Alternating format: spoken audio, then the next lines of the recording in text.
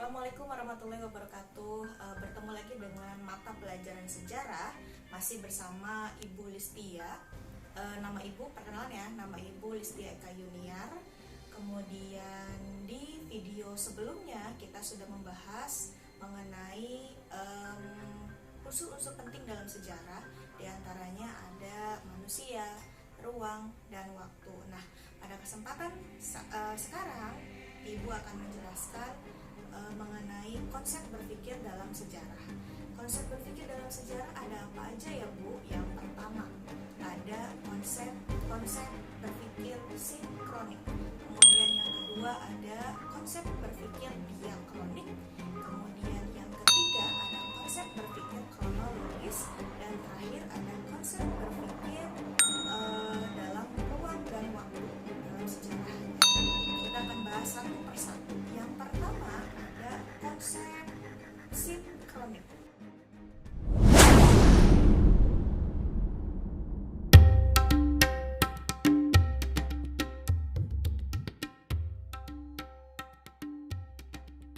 Konsep berpikir sinkronik. Dalam bahasa Yunani, sinkronik disebut sinkronus. Sin berarti dengan dan kronos berarti waktu. Kajian sejarah secara sinkronik memiliki pengertian mengkaji peristiwa sejarah dengan segala aspeknya pada satu masa atau waktu tertentu dengan lebih mendalam. Konsep sinkronik ini memiliki ciri-ciri, yaitu 1.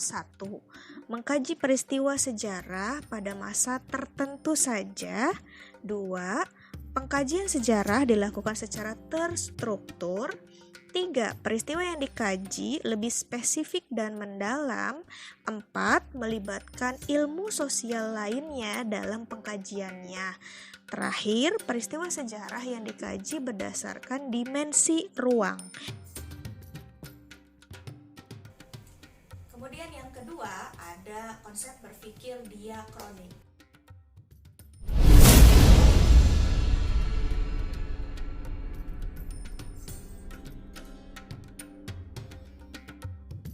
Konsep berpikir diakronik.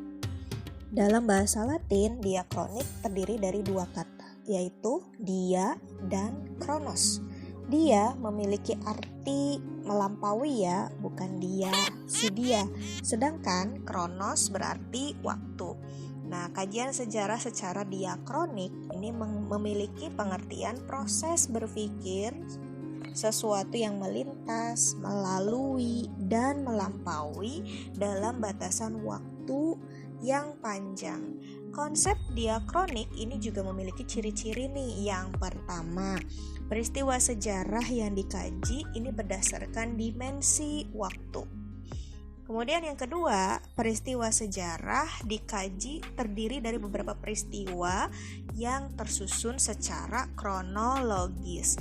Yang ketiga, melihat peristiwa sejarah sebagai sesuatu yang saling berhubungan satu peristiwa dengan peristiwa lainnya. Nah, jadi titik tumpunya ada di waktu ya kalau untuk diakronik, tapi tetap dalam batasan ruang yang sama.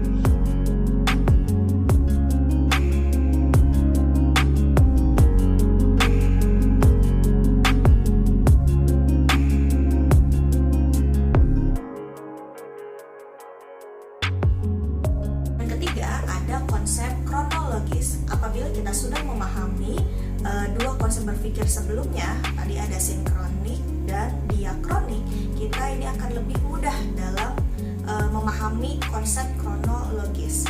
Kronologis itu apa ya?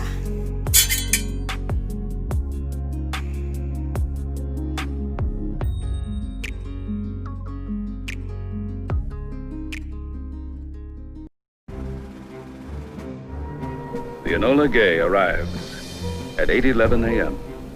On time, on target.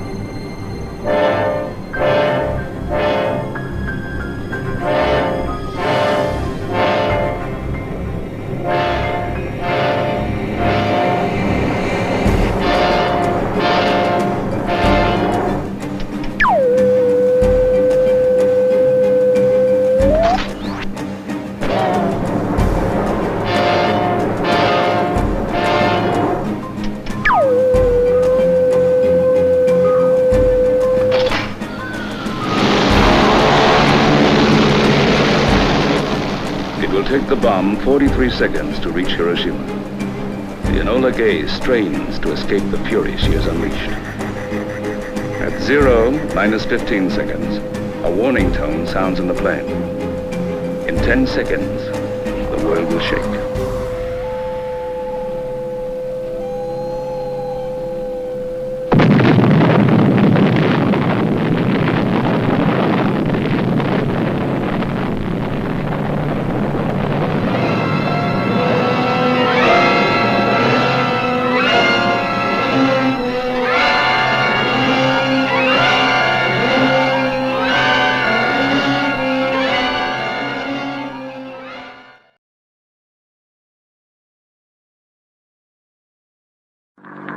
Proklamasi kami, bangsa Indonesia, dengan ini menyatakan kemerdekaan Indonesia. Hal-hal yang mengenai pemindahan kekuasaan dan lain-lain diselenggarakan dengan cara saksama dan dalam tempo yang sesingkat-singkatnya. Jakarta, 17 Agustus 1945, atas nama bangsa Indonesia, Soekarno-Hatta.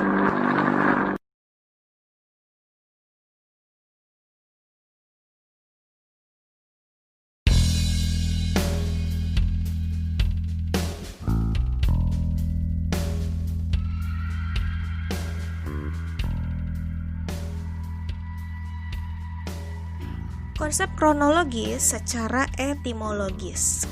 Kronologi ini berasal dari bahasa Yunani, yaitu kronos yang artinya waktu dan logos yang artinya uraian atau ilmu. Jadi, kronologi adalah ilmu tentang waktu yang membantu untuk menyusun peristiwa atau kejadian-kejadian sejarah secara urutan waktu terjadinya. Sementara itu, berpikir kronologis adalah berpikir dengan menggunakan kronologi.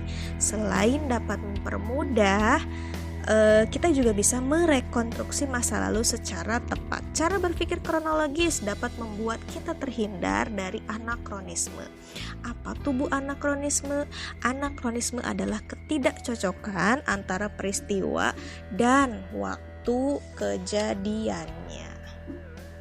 Contoh untuk kronologi ini dapat kita lihat dalam detik-detik peristiwa menjelang proklamasi kemerdekaan Indonesia ya. Nah, yang kalian ingat kalau ibu tanyakan mengenai proklamasi itu apa sih? Satu, ini udah pasti ya, kalian pasti jawab, Bu, 17 Agustus terjadi proklamasi. Ya, sebelum tanggal 17 kira-kira terjadi apa ya? Iya betul, tanggal 16 Agustus 1945 ini terjadi peristiwa Rengas Dengklok. Kenapa ya peristiwa Rengas Dengklok ini bisa terjadi? Ayo kita berpikir lagi. Maka sebelum tanggal 16, ini tanggal 15 Agustus, ada peristiwa apa lagi nih? Iya betul, Jepang menyerah kepada Sekutu. Kemudian sebelum itu ada kejadian apa lagi ya? Iya betul, pada tanggal 9 Agustus 1945 kota Nagasaki dibom atom. Nah, kita garis bawahi ya, berarti kronologinya ini satu, tanggal 9 Agustus kota Nagasaki dibom atom. Kemudian yang kedua, 15 Agustus 1945 Jepang menyerah kepada Sekutu. Yang ketiga, 16 Agustus terjadi peristiwa Rengas Dengklok. Dan terakhir, 17 Agustus 1945 terjadi proklamasi kemerdekaan Indonesia. Nah, urutan waktu kejadian ini disebut dengan konsep kronologis.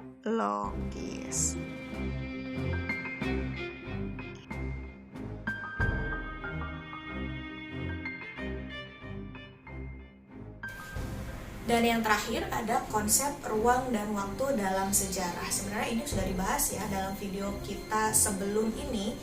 Itu juga sudah dibahas sedikit mengenai seperti apa sih konsep ruang dan waktu. Baik, Ibu akan menjelaskan lagi seperti apa konsep ruang dan waktu dalam sejarah.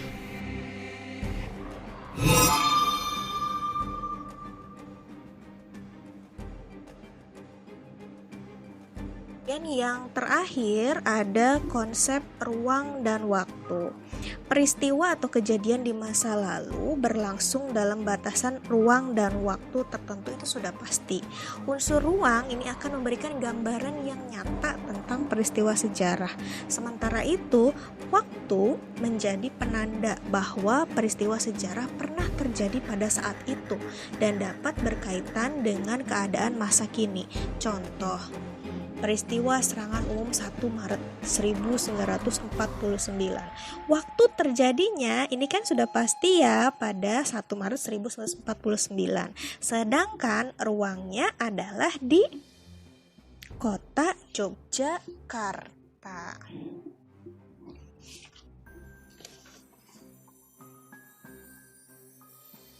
Sekian penjelasan dari Ibu mengenai konsep berpikir dalam sejarah.